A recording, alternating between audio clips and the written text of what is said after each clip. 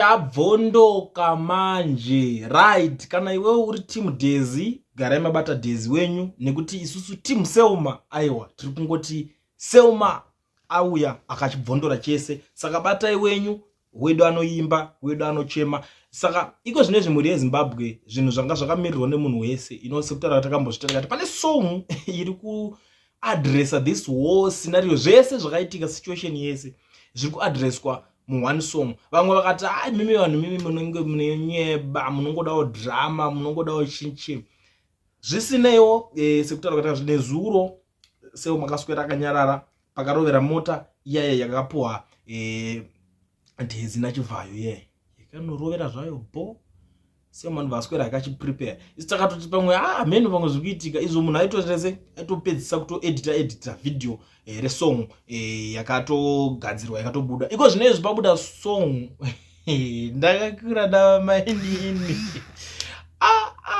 ndakaona moto namainini. Selmor Mtukudzi azobudisa zvese pasong iyoyo, ende song iyoyo iri kudiwa zvisingaite, song iyoyo iri kunakidza zvisingaite. Kune vanhu vanenge vari paYouTube munongoenda munongosearcha Selmor Mtukudzi mobva matonosangana nesong iyoyo.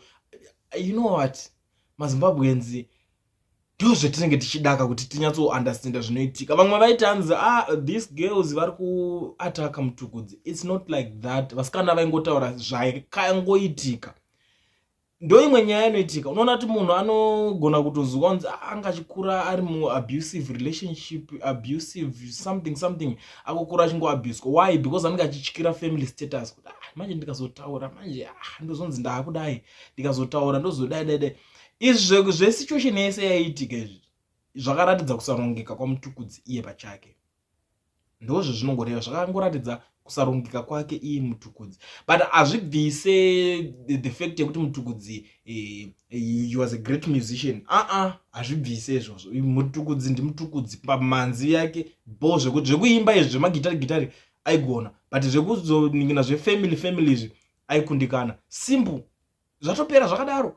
Because iwo kadotarisa kuti hanzi unonzi munhu uda unopa vana vako mari, yonzi mari inombotanga yamboiswa muchiwallet munonzi muchienvelope yakaputirwa yotumirwa nomwe munhu chienda unondipirawo vana vangu. Imimi vanhu imina zviri kuhwere izvozvo. Mari yoita kuwandisa konzi chienda unondipirawo vana vangu. Aiwa guys, kana ndimiwo. Saka pakadaro ivo vatingakuti iwo family man akarongeka. Mari yacho uri kuishanda wobva watodzwa kuti utoda kuti hautodi kuonekwa uchipa vana vako mari. Ukapa vana vako mari pakutoita hondo.